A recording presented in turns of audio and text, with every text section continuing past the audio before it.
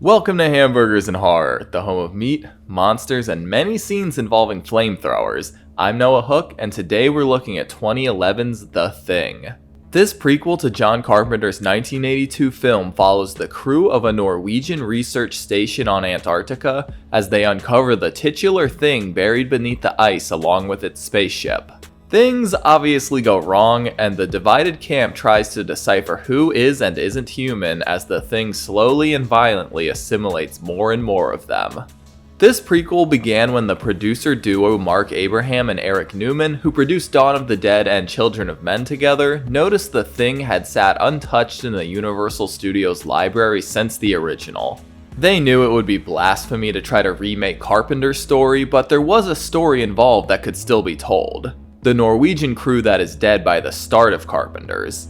The Thing is directed by Matthijs van Henningen Jr., a Dutchman who has also directed Red Rain and The Forgotten Battle. He was actually set to direct Army of the Dead back then, but it was in developmental hell and he ended up requesting The Thing instead as it is his favorite movie. Star Trek's Ronald Moore was brought in to write the screenplay, but Arrival's Eric Hesserer was eventually brought in to rewrite it. Hesserer went through painstaking lengths to maintain continuity and consistency with the original, and I think it pretty much pays off. Michael Abramowicz from Taken was brought on as cinematographer, and music was done by Scream's Marco Beltrami. Amalgamated Dynamics, which has worked on films like Starship Troopers, Alien Resurrection, Tremors, and The Hollow Man, was brought in to make the movie's practical effects. As most of you know, those effects were mostly covered up with CGI, but we'll get to that in a bit. The cast is an isolated but pretty large group, so I can't introduce every actor, but a few important characters include protagonist and paleontologist Kate, played by Mary Elizabeth Winstead from Final Destination 3, helicopter pilot Sam, played by Joel Edgerton from Red Sparrow, extraterrestrial researcher Dr. Sander Halvorsen, played by Ulrich Thompson from Banshee, and dogkeeper Lars, played by Jorgen Langhel from I Am Dina. Filming seemed to go pretty smoothly, but after some mixed reviews from test audiences, big changes were made. A ton of animatronics and monster suits were covered or replaced with CGI from Image Engine, and the original ending was replaced with what I can only assume came from the studio executives. The Thing ended up only grossing $32 million at the box office, not even covering its $38 million budget. It was met with mixed reviews from critics who mostly liked the creature designs but not the effects, found it too reliant on the original, and thought the characters were just spread too thin. Even though it isn't a remake, it sometimes gets lumped in with the awful ones from that time period, like A Nightmare on Elm Street, The Fog, or The Wicker Man. It currently has a 34 and 42% on Rotten Tomatoes, so while it isn't universally hated, not many people are likely to say they love The Thing prequel. I'm making my age super apparent here, but I actually saw this version of The Thing before ever seeing John Carpenter's, and at the time I thought it was a fine monster movie.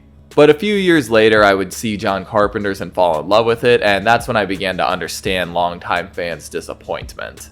I don't think I dislike it as strongly as some people do, but it's not a favorite of mine or anything, but I'm curious to see if my thoughts have changed a bit over the years. I hope y'all like arms turning into weird centipede things, cause we're watching The Thing prequel. The movie opens in the vastness of Antarctica in 1982, where one lone snowcat is trucking along. It's filled with Norwegians following a strange radio signal named Lars, Peter, and Olav. They stop right above where the signal is coming from, and the ice suddenly cracks and they drop into a deep cold hole. The headlights reveal what was causing the frequency, a big ol' spaceship. We hop over to America, where paleontologist Kate is examining a saber-tooth when she is greeted by a friend and fellow scientist named Adam.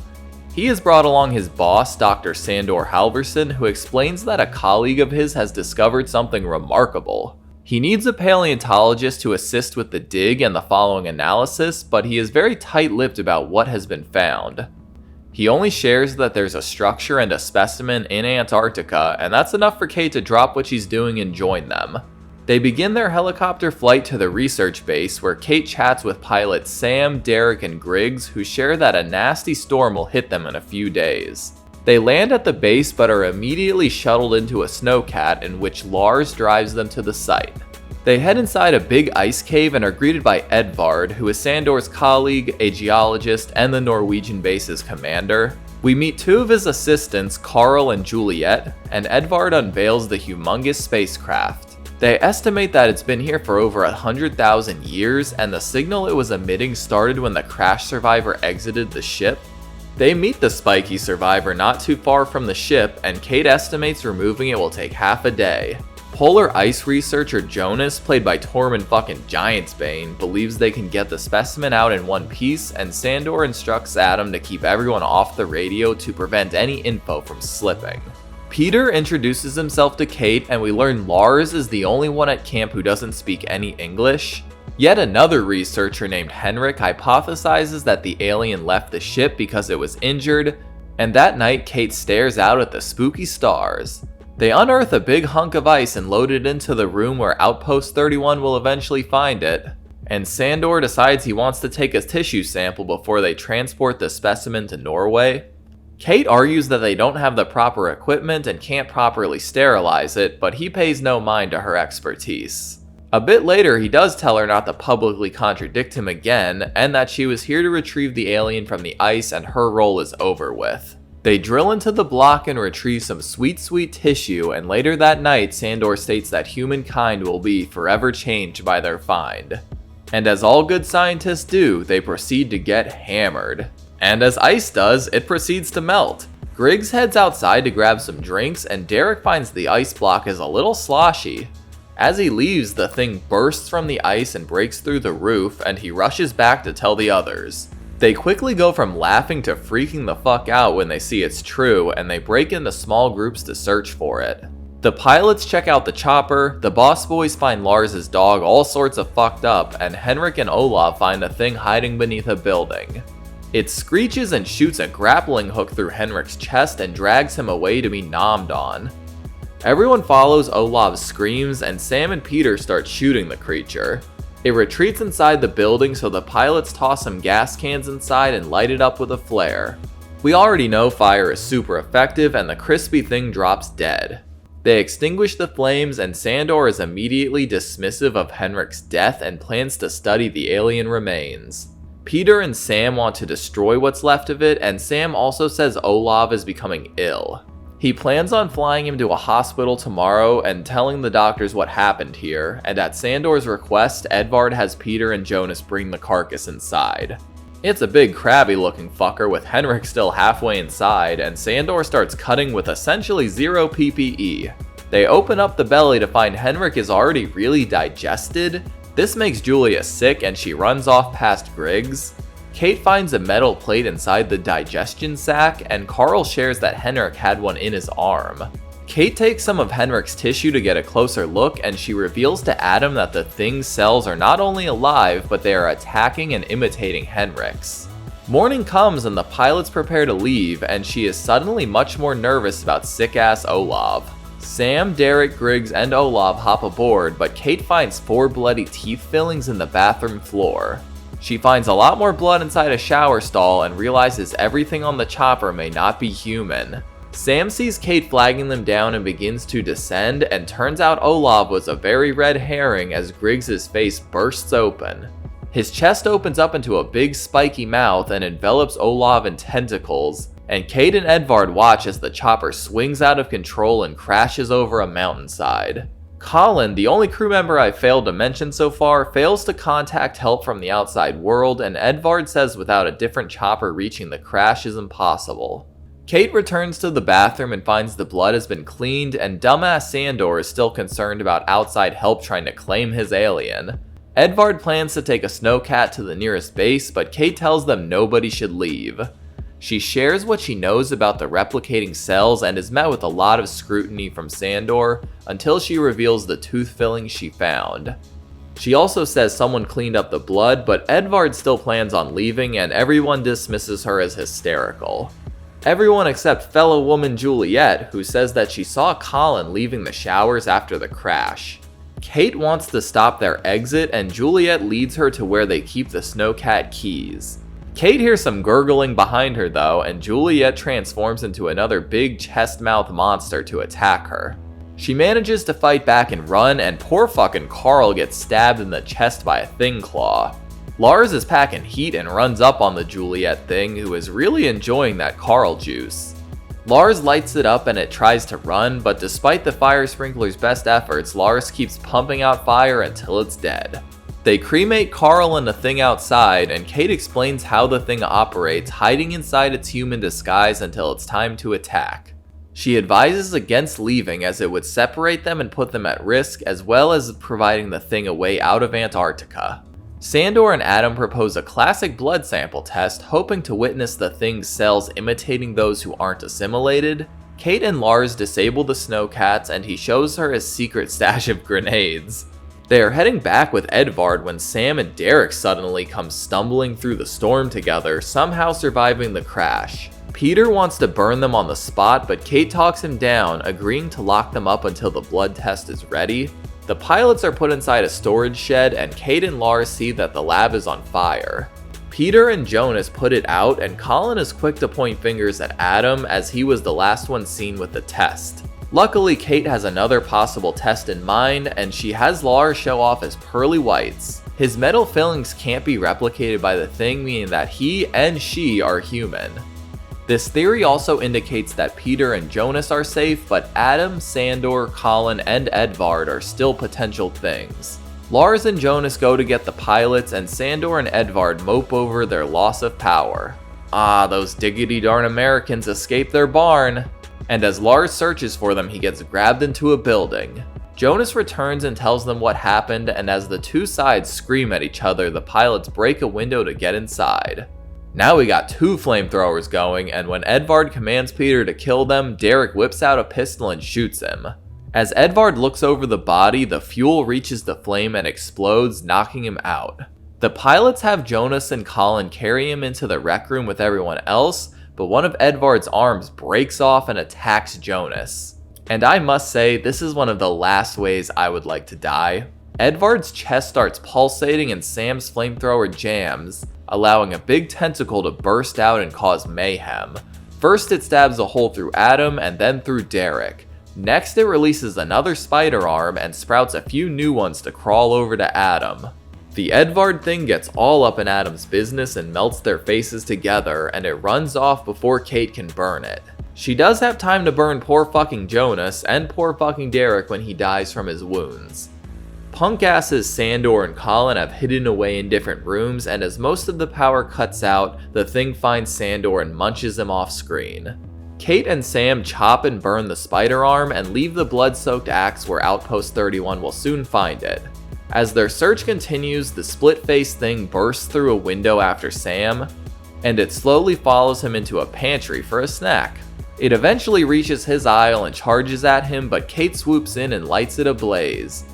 It bursts through the wall into the snow where Kate ensures it won't get back up.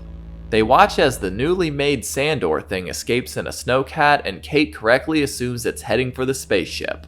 They too hotwire a snowcat and begin their pursuit, and Kate notices Sam has a lovely human earring. She asks what they did to Lars, and he simply says they didn't kill him. They find the other snowcat and head through the ice tunnel, where they reach the spaceship and its wide open hatch. The damn thing starts to turn on, and Kate falls through what I assume are some big ass vents, leaving Sam above. She awakens inside the futuristic ship, and Sam heads through the hatch and starts searching for her. Now Kate runs into the dumbest part of this movie, this ridiculous pillar of pixels. It's ugly and I hate it. Speaking of, here comes the Edvard thing looking like a dinosaur, and it swaps out his face for another tentacle mouth. The chase ensues, and even though the thing can change its body instantly, it somehow can't reach her. She sneaks over to her dropped grenade, but also gets snatched, and as the thing closes in, she tosses the grenade into its mouth.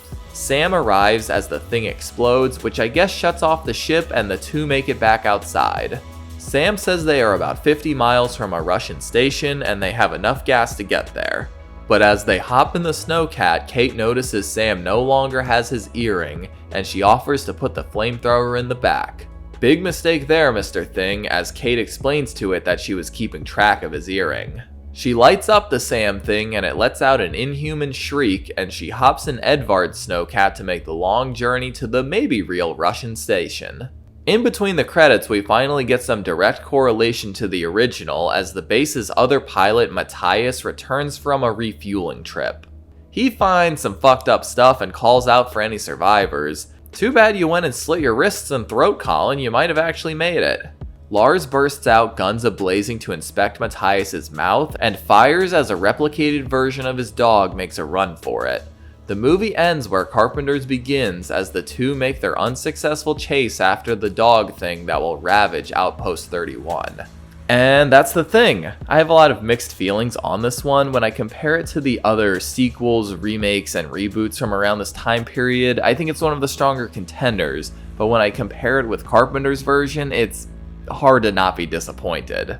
I'll start with the most blatant issue that everyone has, which is that the awesome practical effects were replaced with CGI. I think that it was a huge mistake, and there are times where it just doesn't look good. Some of the effects do look solid, and I really like some of the creature designs, but this was not the movie to use CGI monsters. I do find the designs a bit repetitive as well. They really liked using that big chest mouth design. This alien can transform into essentially anything, and I just expect a bit more variety. Looking beyond the CGI, I do think there are a fair amount of things to enjoy. While there are a few nothing characters, I do think most of them are pretty fleshed out before they die, which isn't easily accomplished with such a large cast. I do think shrinking the cast down by 1 or 2 characters would have left more room for development and room to breathe, but it's not a huge issue. Kate is a smart protagonist, and I enjoy her interactions with the friendly and unfriendly people at the base. The movie also toes a fine line when it comes to borrowing things from the original. I wish it had a few more original things to offer. There are some well-executed moments of tension, and it is fun to watch the assimilated crewmates once you know who they are. The basic timeline goes like this. The first to be assimilated are Lars's dog and Griggs when the Thing escapes the ice block.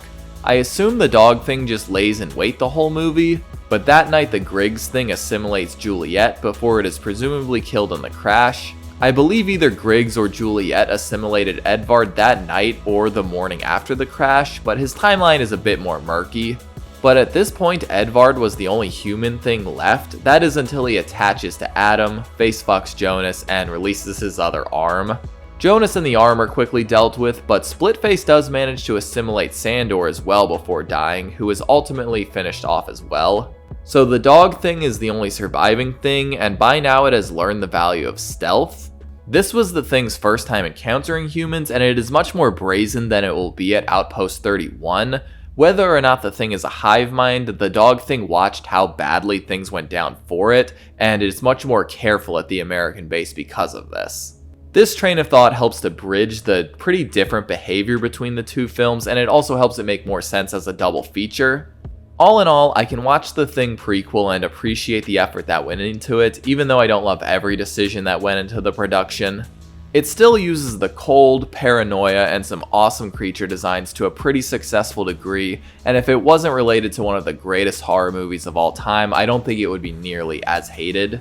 Well, that's about it. This was my last review of 2021, crazy how time flies. So this is officially the start of my bi-weekly review schedule, so there will not be a video this Saturday. Sorry y'all. My next review will be January 8th, and I'll be kicking off the Reanimator trilogy. Thank you all for joining me, and an extra thank you to my patrons. As always, I'm Noah Hook, and thanks for watching Hamburgers and Horror. Stay safe in 2022. Thanks for watching my review of The Thing. If you enjoyed this video, be sure to like and subscribe so you can keep up with all my horror reviews. And if you want to help support the channel further, you should check out my Patreon account. You'll be able to vote for future movies and franchises I cover on the channel. Thanks y'all.